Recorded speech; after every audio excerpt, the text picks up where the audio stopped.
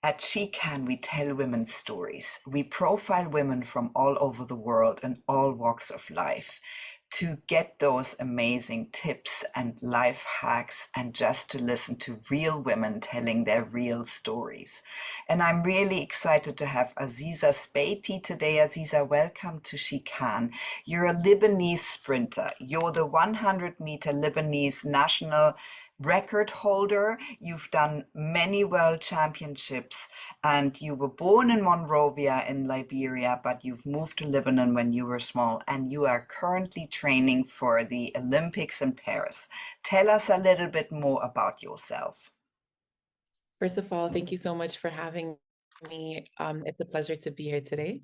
So yeah, I'm just like anyone else in this world. I don't think we know from a young age that we're trying to navigate life and find something that's meaningful to us. But I guess I'm one of those lucky people who kind of found that I have a talent for something. And I was lucky enough also to be in a supportive community, in a supportive environment that helped propel me forward until I found myself running. And yeah, so I've been running ever since I was a child, but I didn't really take it seriously or know the importance of how it would later on shape my life until much later in life. Um, and yeah, so I started running at school, playing basketball at first, actually, and then eventually, at the age of 26, end of 20, my 26 years, I decided to be a full-on athlete. So I left my job, and just focused purely on running.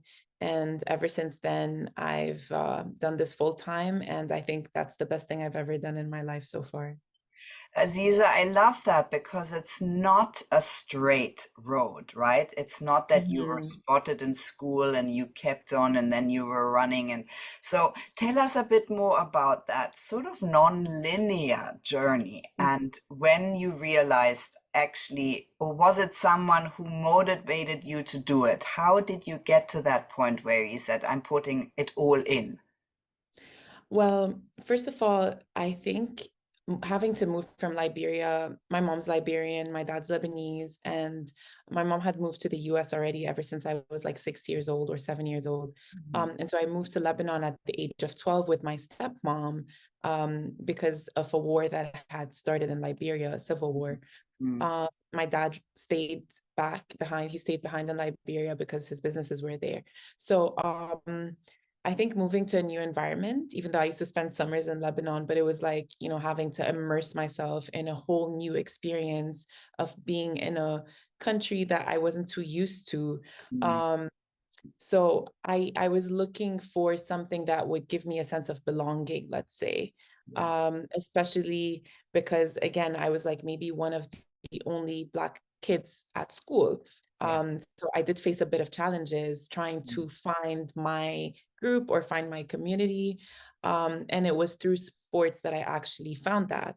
And that's why even though they did discover my speed at school after doing like tryouts for all types of sports. And then they're like, okay, so you're fast. I'm like, okay, interesting. But I just wanted to play basketball because it was more of a group thing, and I would be in a group and play with a team. So maybe that's why it took me a very long time to fall into running and like fall in love with it in a way. And it wasn't until my last year of high school. So I was already 16, turning 17. Um, and my stepmom would always say, like, your school constantly tells me that you have this talent. So, you have to try at least to like give it more time and more effort.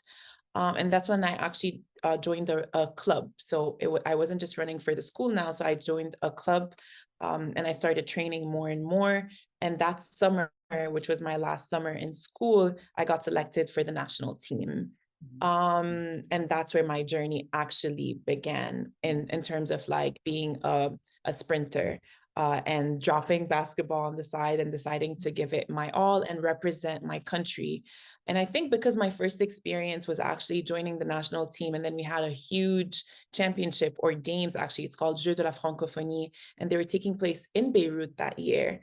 I got the whole experience of being on a huge team, the country, our country hosting this games, you know, with like so many different countries coming to Lebanon, and then having my whole family and my friends watching me race.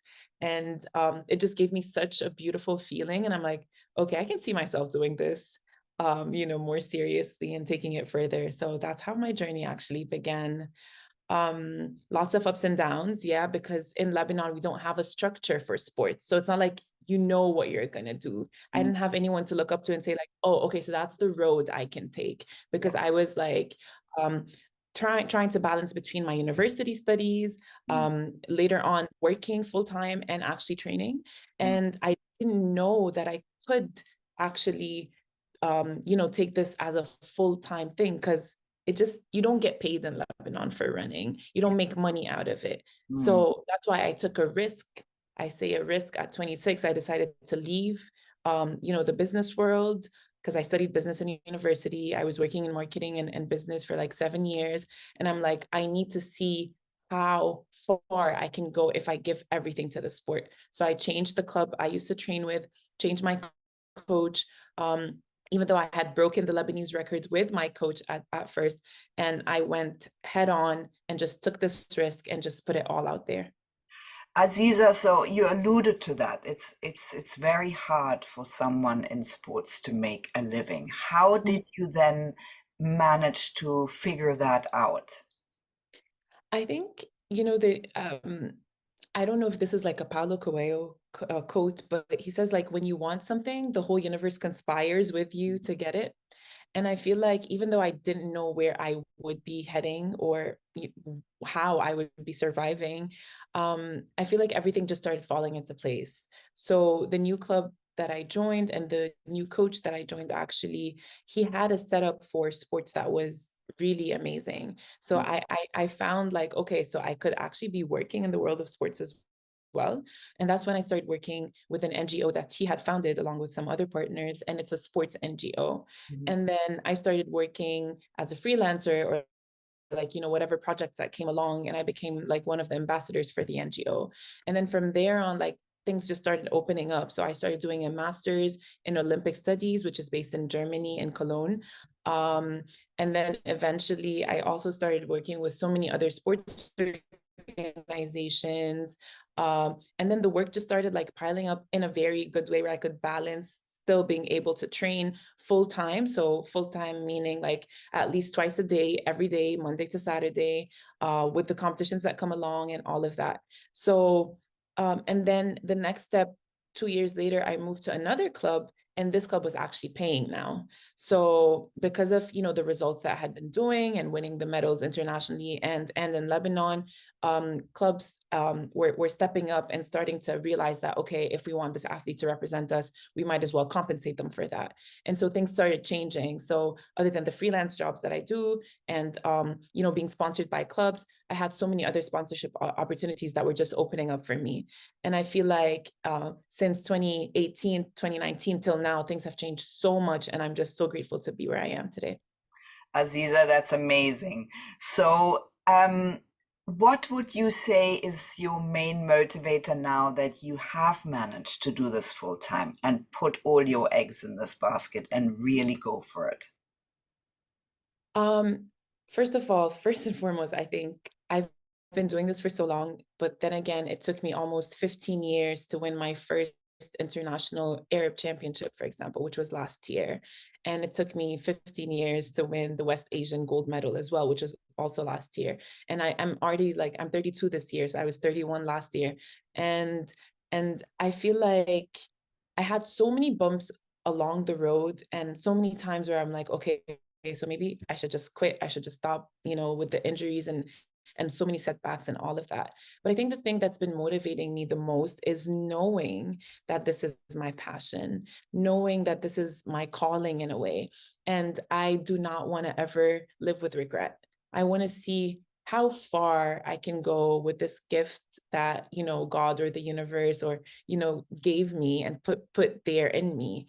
And I've been making a difference in Lebanon as well, in terms of like the social issues and being, representing Lebanon as a Black woman, and Mm. people reaching out to me and telling me that, okay, you actually motivated me or inspired me or changed my perspective. And even like women and men who just want to be active and see my videos on social media and reach out to me, or parents who come up to me and tell me like, my kid looks up to you and stuff like that. So I feel the change that I've been creating in a way. And that's such a huge motivator. And I just want to look back on my journey and say, okay, I gave it my all. And ultimately, my biggest achievement would probably be, making it to this year's Olympic Games in Paris.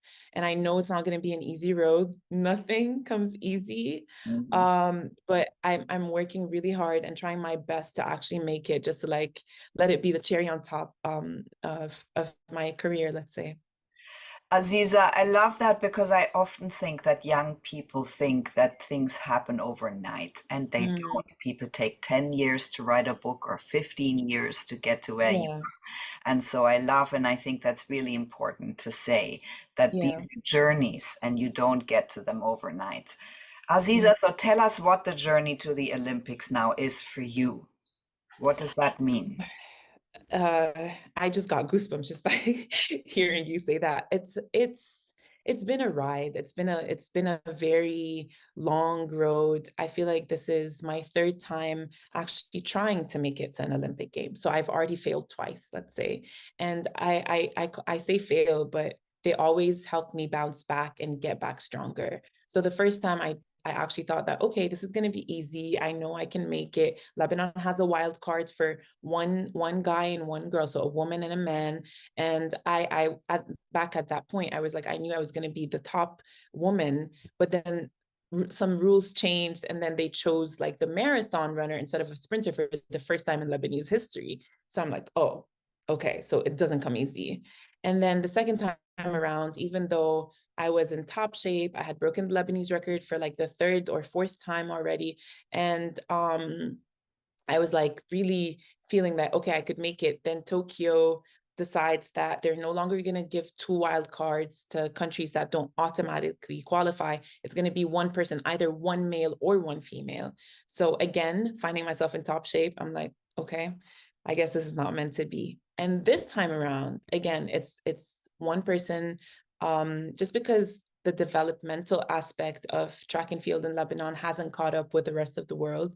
Maybe it's looking like, these young athletes up and coming, they could be the ones who would directly qualify. But I know at this point in time, I still have to be the best athlete in Lebanon, at least in terms of women athletes, to try and qualify on the 100 meters. So the journey is not easy. When there's like one spot available, everyone's fighting for that spot. Everyone's doing everything they can to get it. And I know that as much as I want it, everyone else wants it as well. So I'm literally giving it my all, um, and just like trusting in the process. And it hasn't been an easy start to the season so far, but we still have till the end of June before the deadline ends, and before the federation and the Lebanese Olympic Committee decide who's going to be representing Lebanon track and field. So I'm currently in Germany right now. I just had a race 2 days ago, and I have two races again next week, and then one at the end of May. So I'm just going to be here trying to, do my best to try and at least improve my time and do what I have to do to be able to earn that spot, hopefully. Yeah. Aziza, how do you live with that fact that it's really out of your hands? And it has been out of your hands also with the last two Olympics. What does that make you feel like? Well, as much as it's like, we life isn't really something that we can take control of. And that's what we learn in, I think, in every aspect and along the years. Like we can work so hard for something, Mm. but when it's a competitive sport, it's not as easy as, being an artist and saying, okay, I'm gonna draw this piece and it brings me so much joy. And it's like, um something that people look at, they either like it or they don't. Like sports is like such a competitive thing, and in our sport it's like numbers talk and numbers speak, and we have to live under pressure for so long. But I think what keeps me let's say, sane in a way, is knowing that um, I do believe sometimes in destiny and in something that's meant to be. And if it's not meant to be, then it's just not for you and your journey. And so many things in life I didn't think I would get, and I didn't think I wanted, and I didn't think that it was something I was aiming for. I'll give you an example. Like, who I would never have dreamt of being on the BBC list of the 100 most inspiring women in the world, alongside Michelle Obama and so many other women. It's not something that I ever that ever occurred to me. Yeah. But maybe it's just, it was just destined, or it just happened just because of I'm doing something that I love and doing it so passionately. And I Mm. believe the same thing when it comes to what's going on right now. All I have to do is give it my all and work, the way I'm working, with such a dedication and consistency, and with love as well. So whatever the outcome is, I think I'm just going to be satisfied in a way, knowing that I put everything into it and I have no regrets. So I think that's the thing that just keeps me going in a way, just trusting the process. It's meant to be, then it'll be. Yeah. I love that. I wanted to ask you, what are you most proud of? What are your biggest achievements? And then you mentioned the BBC 100 Women list, which really is amazing, Aziza. That's a huge achievement. What do you feel is your biggest achievement to date? Because That's there definitely, might be yeah, many more yeah. coming. Yeah, that's definitely up there in my, biggest achievements, I would say. Um, so again, maybe it wasn't something that I worked for in particular, so I wasn't like applying to this stuff. It just came to me. So maybe that's why it's not under the achievement, as if like in something that I did. Yeah, Um, of course, I would say it goes back again to trying to change the Lebanese perspective of inclusivity and who is Lebanese and who is not, and like acceptance in a way, whether we are Lebanese or not. So it's just like I feel like just the pure fact that my platform in track and field or in running gave me some sort of voice, to be able to create a certain change, and then that change reaching an international level. That in itself, I feel like, is one of my biggest achievements. So nothing would have worked without the other. So I'm so grateful for the fact that I do have this talent that I'm using, and that gave me a voice that was able to create some sort of ripple effect to make a certain change, and then give me that sort of title, that's gonna stay with me forever. I know medals, don't last forever, titles don't last forever, but it's just like having this sort of like footprint, or like leaving some sort of print, is like very good in a way, especially when you are making some sort of difference. So yeah. definitely. Aziza, and you are such an important role model, which is why you're on the list. But who are your role models? Who are the people who inspire and mentor and motivate you to keep going? I think that's always been recently it's been a difficult question for me to answer, because I feel like as we grow older, we realize how different people are in terms of what their values are, what their morals are, and what they think is right versus wrong, especially with everything going on in the world. So I just feel like I don't look up to anybody right now. I respect everyone's hard work, everyone's drive. Um, but I would say that um, if I'm just talking about like people's ethics and like doing stuff, maybe I see Serena Williams as one of these people who's like an athlete and a businesswoman and a mother and an entrepreneur and a philanthropist. So maybe that's kind of like a road I would love to take. Um, and try to create something that Lebanese women can look up to in Lebanon and say like, okay, this is something that I want to do as well. If I'm talking in Lebanon in particular, Mail Khalil, she's the founder of the Beirut Marathon, Mm. and her story is such a great story. She went through a car accident while running on the road preparing for a marathon, and that's when she created the Beirut Marathon, which is a silver labeled marathon, which is like one of the highest ranks a marathon could have. And she changed the the culture, the sports culture in Lebanon. So you find people running on the roads, there are safe areas to run in. Everyone's always preparing to run a 10K, a half marathon, and a marathon. So the sports culture really just became such a thing in Lebanon, especially when it comes to long distance running. And it's because of this initiative that this woman took. So I look up to her, I'm like, okay, yes, definitely. Any change maker who's able to create such a huge impact in their country and beyond is someone that I would say is great. So I would definitely put her up there in one of those people that I look up to. Aziza, thank you for that. Now, give us some top tips on how you can best work with your passion or purpose, which is really something you've done in a very long period of time. Yeah. I would say first of all, just understand that when you feel like this is a gift or a passion that you have, believe in your gut instinct and go all out. So don't be scared of taking risks. Don't be scared of putting all your eggs in one basket sometimes. The road is never easy. It's a lot of bumps, a lot of hurdles. Find find your people, find the people who are going to support you along the way because it gets lonely, especially when you feel like, no one's out there. So you need to find who those people are that you can reach out to when you don't feel like, you're going to make it.